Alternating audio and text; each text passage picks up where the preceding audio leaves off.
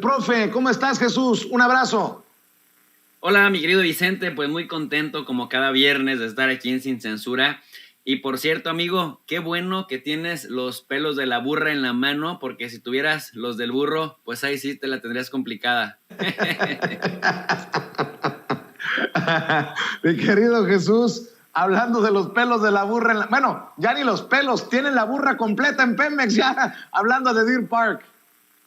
Definitivamente creo que se ha dado una gran noticia para México como país, para la soberanía energética como país, y el hecho de que se hayan recibido 6 refinerías operando a una tercera parte de su capacidad, medio desgastadas, con la promesa de haberlas modernizado y de que se está trabajando en su modernización pensando justamente en el mediano y largo plazo. Por más que se diga que el camino natural es el de las energías limpias, lo cierto es que los países que más están impulsando la COP,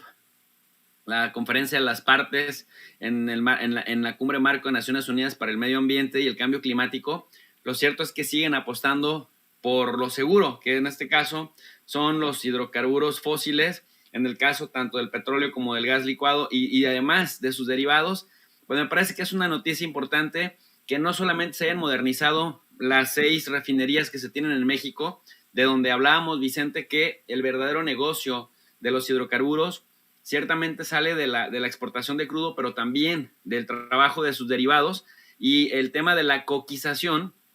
la coquizadora que también se ha modernizado justamente para consolidar y apuntar digamos, la consolidación de México nuevamente como potencia petrolera. Es una buena noticia porque, digamos, es una palanca que ha servido para ayudar a los gobiernos, algunos corruptos como Peña Nieto, a enriquecerse, algunos otros como los de López Obrador, para impulsar políticas públicas de ayuda a los más vulnerables. Por otro lado, pues el hecho de que esté también trabajándose con dos bocas en Tabasco y que se haya consolidado, que se haya de alguna manera cerrado el trato con esta empresa petrolera holandesa Shell para que México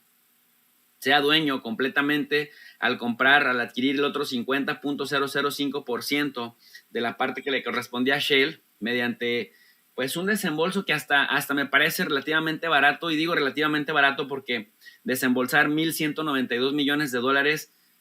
pues nunca será poco, pero para la capacidad económica que tiene nuestro país y para lo que se le va a sacar en beneficio a esa refinería, me parece que tampoco es tanto. Y lo mejor de todo esto, Vicente, es que México no le va a deber esto a nadie, es decir, los mexicanos no vamos a estar pagando por esta deuda porque se paga de una. Lo que hay que decir también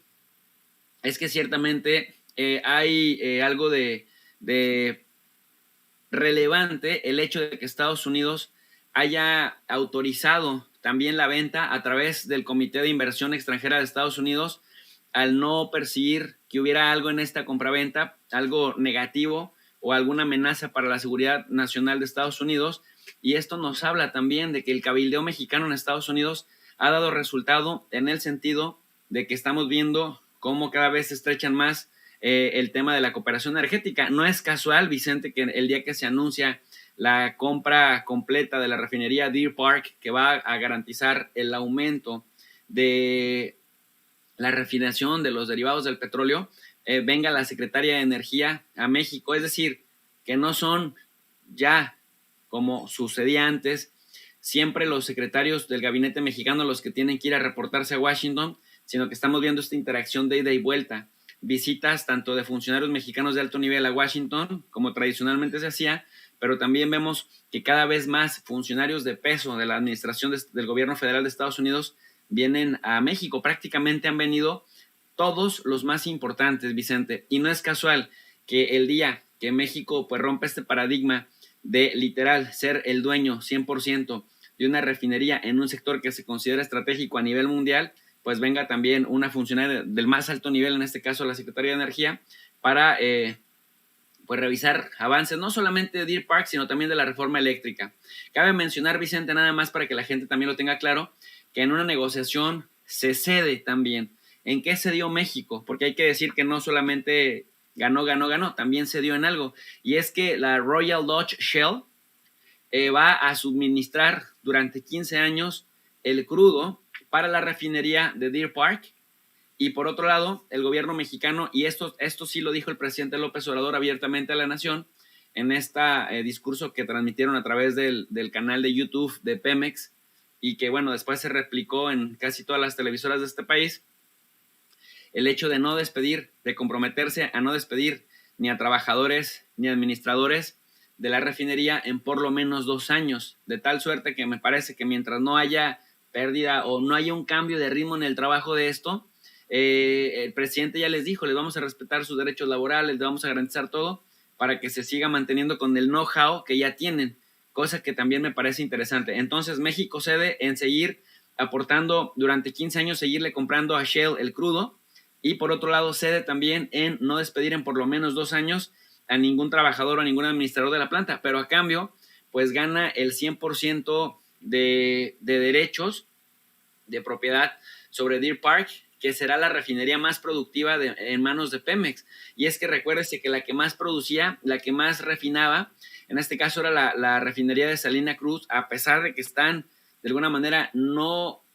trabajando al 100% de su capacidad, refinaba 330,000 barriles diarios, y la que le seguía es la de Tula, de tal suerte que, bueno, Deer Park va a hacerlo en 340,000 barriles diarios, lo cual nos habla de que ya entre la de Tula, Cadereyta, Minatlán, Salamanca y Madero, pues México nuevamente se va a posicionar como un país que no solamente produce crudo y lo exporta, sino también que va a empezar a refinar ya con mucha seriedad su propio petróleo. Y bueno, pues imagínate cuando venga también Dos Bocas, me parece que se están dando pasos muy importantes hacia la soberanía energética. Y por más que se diga que ya Volkswagen y otras importantes empresas de la industria automotriz pusieron fecha de finalización para el diseño de coches que necesitan de este combustible fósil, pues mira, la verdad es que son millones y millones y millones y millones y millones de vehículos, millones y millones de derivados de petróleo que se van a seguir utilizando, incluso aunque tentativa e hipotéticamente se virara las supuestas energías limpias, pues todavía faltan bastantes años para que esto suceda y que se va a seguir pues demandando esto, Vicente. Así que bien por el presidente que no dejó esto como una promesa de campaña, sino que al igual que el 97% de las otras, ya la está materializando y lo estamos viendo a 3 años de haber iniciado su gobierno. Así es. Y, profe, ya que estamos hablando de presidentes, Joe Biden, ¿qué balance se puede hacer de Joe Biden en estos momentos? En el que también anuncia que buscará la reelección junto a Kamala Harris. Ya es algo cantado, ya es algo confirmado. Y bueno, pues, ¿qué evaluación se puede hacer de la gestión del mandato de Joe Biden? Fíjate, Vicente, que a diferencia del presidente López Obrador y a diferencia de, por ejemplo, el expresidente Donald Trump, Joe Biden, me parece que la cruz que va a venir cargando es su falta de carisma y su falta de energía para comunicar logros. Me parece que es un tipo bastante gris, bastante oscuro, y alguien que desde el gobierno no comunica con la eficiencia necesaria, termina siendo víctima de los medios de comunicación y termina siendo víctima también de la rapidez con la que la oposición política pueda comunicar mejor que él. Y es que alguien que comunica mejor, por ejemplo, si la oposición comunica mejor que Joe Biden, entonces puede restarle importancia a sus logros. Si Joe Biden comunicara mejor que la prensa amarillista y que la oposición, en este caso el Partido Republicano, podría entonces hacer que la gente dimensionara las políticas del gran calado que se están llevando a cabo en Estados Unidos, pero que debido a la oscuridad y a la falta ya de energía, quizá también hasta por la edad que tiene Joe Biden, y que además pues ha sido siempre un político tradicional, muy cuadrado, con ciertas estructuras que no le permiten ir más allá de conectar con gente, con sectores a los que benefician buena parte de sus políticas, como sí lo hacía, por ejemplo, Donald Trump. Comunicaba con muecas, comunicaba con risas, comunicaba con insultos, comunicaba boxeando con los opositores, y a veces hacía que cosas pequeñitas parecieran gigantescas, y a veces hacía que cosas muy feas que hacía, por ejemplo, su relación con Epstein, fuera minimizada por la gente, por la oposición. Entonces, a Joe Biden le falla bastante el tema de la comunicación y me parece que además es imprudente e impertinente que en un momento, querido Vicente, en donde si empezó con un nivel de aprobación estipulado en 57% de acuerdo al sitio 538 o sitio 538, que es en donde le van llevando una sumatoria, un promedio de lo que dicen las encuestas, pues ahora de ese 57% con el que empezó, 12 meses después lo estamos viendo con una aprobación únicamente de 41.7%, y esto es, digamos, el arranque más bajo de los últimos 4 presidentes, de los últimos 5 presidentes, o para ponerlo en otros términos, de los últimos 40 años. Solo supera a Donald Trump, que tenía un nivel de aprobación todavía mucho menor, 35% era la aprobación de Trump a un año de haber iniciado su gestión, y más o menos iguala con Ronald Reagan, en aquel momento, pues que iniciaba también, teníamos el desempleo bastante alto. Bueno, pero ¿cómo empezó de alguna manera, con qué promesas y por qué hay frustraciones empezó Joe Biden y por qué digo que es imprudente? Mira que anunciar que se va a reelegir justamente cuando incluso Kamala Harris, su compañera de fórmula en la vicepresidencia, todavía tiene un nivel de aceptación mucho menor que el de Joe Biden, que ya de por sí es bajísimo, 41.7%, y Kamala Harris oscila entre el 36 y el 38%, que esto es uno de los niveles de aceptación más bajos que ha tenido un vicepresidente o un vicepresidente, porque nunca había habido vicepresidentas en Estados Unidos. Pero es que él llegó prometiendo que se iba a recuperar la economía del país en embates de la pandemia, llegó hablando de que iba a instaurar un salario mínimo federal en donde se estableciera el mínimo por hora de $15, estudios universitarios gratuitos para la mayoría de estudiantes. Él llegó también hablando de aumentar recursos federales destinados a temas de salud y educación y poner fin a la política migratoria de línea dura contra Trump. De alguna manera,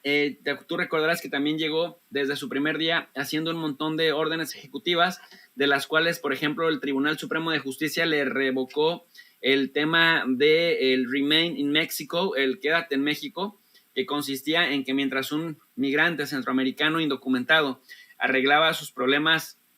legales con las cortes, tendría que salir de Estados Unidos, es decir, que ese periodo ya no se esperaba en Estados Unidos, sino que se iba a un tercer país seguro. México empezó a hacer esas funciones y bueno, eso también ha tenido a Joe Biden un poco entre la espada y la pared, aunque ha logrado cosas importantes como por ejemplo, que no se le pueden escatimar, como por ejemplo el hecho de que el desempleo pasó de estar en 6.7% en la época de Trump a 3.9% en la época de Biden, el tema de que se le aprobó, por ejemplo, también este rescate por 1.9 billones de dólares en el Congreso, que es una cantidad histórica para un plan de estímulos económicos en el marco de la ley estadounidense de rescate, debería de comunicarlo mejor, porque esto sin duda alguna ayudó que en un contexto de inflación, en un contexto de pandemia, pues la gente también tuviera la capacidad de recibir un poco de ayuda mientras la pandemia paralizaba y contraía la economía. ¿Cuál ha sido su coco, Vicente, en la política interna? Primero, pues que no ha logrado que le aprueben el Build Back Better, que sería una especie de, y aquí lo hablamos en Sin Censura antes, que sería una especie de un nuevo trato 2.0 o New Deal, que era al estilo de Franklin Delano Roosevelt, porque además hay dos senadores demócratas, uno de Virginia y otra de Arizona, que prácticamente no se han podido cuadrar a los intereses demócratas siendo demócratas y han trabajado más del lado de los republicanos, de tal suerte que ese 50 contra 50%, pues en realidad hace que queden 52 contra 48 votos y ya no sirve el voto de calidad de Kamala Harris, porque ni siquiera se dan estos empates porque los dos senadores demócratas pues no han respaldado estas políticas que han propuesto. Entonces, bueno, en general, en resumen, Vicente, su poca capacidad para comunicar, la habilidad de los republicanos para comunicar y también el hecho de que la pandemia pues se le ha descontrolado porque aunque Estados Unidos ha producido una cantidad importante de vacunas y también ha empezado a donar al mundo vacunas, pues el caso de los antivacunas en Estados Unidos que no se han querido poner ni por asomo alguna vacuna, pues ha generado que la pandemia siga teniendo los ritmos y los efectos en Estados Unidos que tenía en la época de Trump. Y recuerdo yo mucho que en campaña Joe Biden decía que no podía haber un presidente que se diera el lujo de perder a 600,000 personas por una pandemia. Y bueno, pues él ya casi se acerca a las 400,000 personas desde que tomó las riendas de Estados Unidos. Y esto, bueno, pues ha generado que caigan una serie de contradicciones que por su nula capacidad para comunicar ha comunicado muy mal, Vicente. Así que tiene un reto enorme. Por eso digo que es un imprudente que en el peor momento de su gestión, con unos niveles de aprobaciones bajísimos, todavía se atreva a decir que va a buscar la reelección. No sé tú cómo veas al respecto a esto. Querido profesor Jesús López Almejo, te saluda con mucho gusto Toño Ruiz. Sí, no, en definitiva hay pues evidentes situaciones adversas. Yo lo veo más por lo que tú mencionas en cuanto a la cruz que carga, la falta de emoción que puede llegar a comunicar, pero hasta cierto sentido sí ha tenido ciertas políticas que son progresistas, que se parecen mucho a las del presidente López Obrador, y se demuestra en el hecho de que tiene que el presidente Biden declarar esta semana que no es de izquierda, que no se está convirtiendo Estados Unidos en un país de izquierda, por ejemplo. Entonces está la situación más bien difícil para él. Quién sabe a quién vayan a nominar los republicanos, esa será otra cosa. Se nos está yendo el tiempo, profe Jesús López Almejo. ¿Por qué no nos compartes tus redes sociales para que la gente se ponga en contacto contigo y te busque en tu canal? Mi querido Antonio, te mando un abrazo, qué gusto saludarte. Mira, nada más, ahorita que comentaste esto, si me das un minuto, quisiera comentar por qué sí es muy importante la comunicación política para que la gente perciba o redimensione cosas. Porque mira, Trump, que sí podía comunicar y que era un experto, era un showman de la comunicación, él, por ejemplo, intentó presentar en 2018 una propuesta para mejorar la infraestructura de Estados Unidos con inversiones públicas y privadas por 1.5 billones de dólares, de los cuales solamente 200,000 millones serían dinero del gobierno federal. Pero, ¿qué crees? No logró apoyos suficientes pese a que los republicanos controlaban el Congreso. Trump se dirigió a las masas, muy elocuente y mostrando frustración, y la gente lo percibió como víctima del Deep State. En cambio,